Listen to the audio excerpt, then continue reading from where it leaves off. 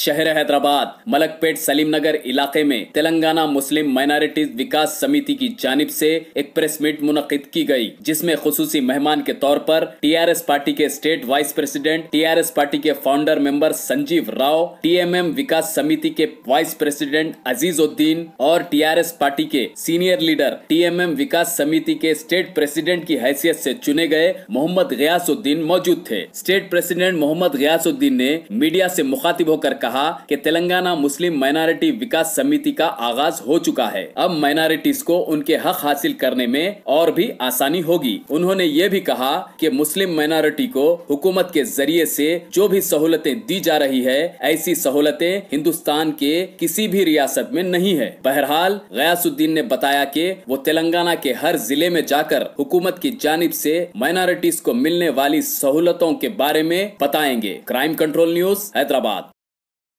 Telangana Muslim minority Vikas Samiti के aims and objectives क्या is just to communicate with the people to know better about the schemes and the benefits which are provided by the government, TRS government, people who belong to Telangana state, who are really eligible to get the schemes or not getting the schemes benefits in a proper way. There are so many people who are really in need of these schemes which are going to be provided by the Telangana state government.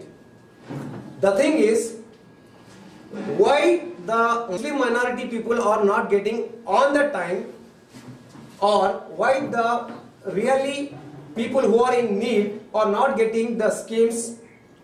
The main reason is the people who are in between the minorities and the state government.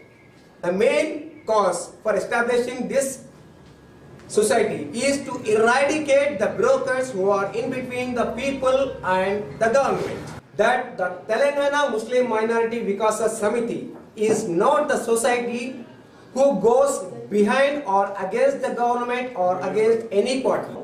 मैं सिर्फ जो अपना काम है, अपने तंजीम का काम है, काम से मतलब रखते हुए मैं इस बारे में बात करना चाहूँगा।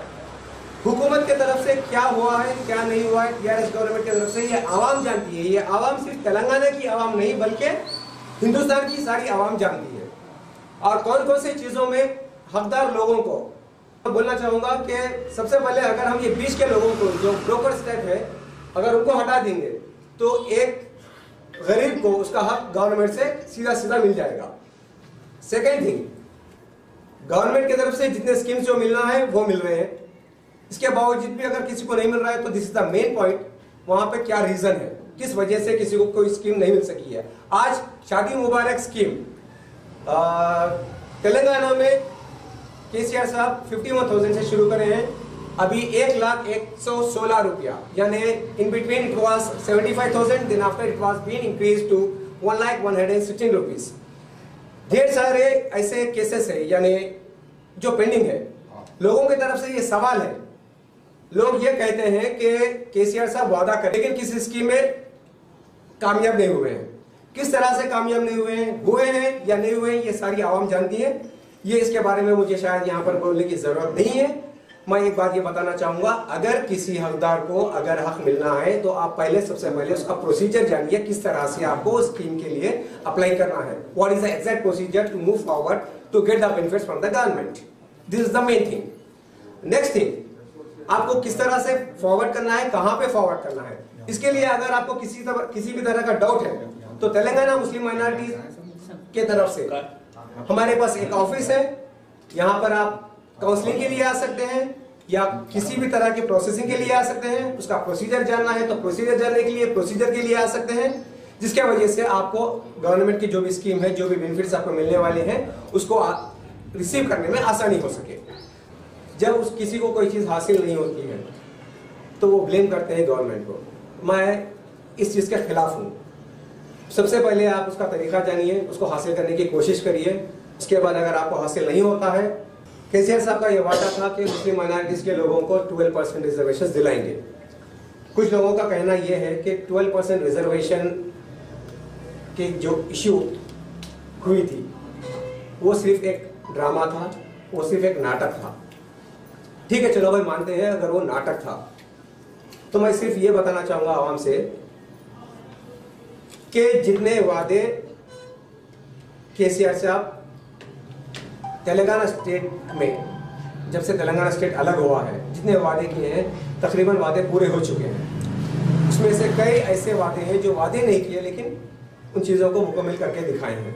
अब रही बात 12% रिजर्वेशन के बारे में, 12% रिजर्वेशन के बारे में लास्ट टाइम पार्लियामेंट में ऑनरेबल एमपीज वहाँ पर प्रोटेस्ट किए थे, तो इस दौरान वहाँ से बिल रिजेक्ट हुआ। लोगों का कहना यह है, अपोजिशन का कहना यह है, आवाम का कहना यह है कि इलेक्शन मूवमेंट है, इलेक्शन मूवमेंट पर 12% रिजर्वेशन के बारे में इश्यू बनाकर मुसलमान जितने भी वोट्स हैं वो वोट बैंक बनाना चाह रहे हैं। भी जानते हैं इस बात का कि टीआरएस गवर्नमेंट को ऐसी कोई जरूरत नहीं है कि किसी को किसी चीज की आस दिखा के वो वोट बैंक बनाए, क्योंकि ऑलरेडी टीआरएस गवर्नमेंट के हक में सारे वोट हैं। तो मैं आवाम से ये गुजारिश करूंगा कि आप इस तरह के बातें मत करिए, जैसा कि 12% रिजर्वेशन की आस दिखाकर वोट बैंक बनाने के लिए गवर्नमेंट ये प्लान चल रही है। ऐसा कुछ नहीं है। 12% रिजर्वेशन के बारे में एक बात मैं क्लियर बताऊंगा, अगर आज ये बिल पास नहीं हुई है तो इंशाल्लाह आगे जाके इसका काम होगा। एक बार जो वादा किया गया केसीआर साहब की तरफ से, वो आगे जाके वो वादा पूरा होने वाला है, इसकी कोशिश जारी है।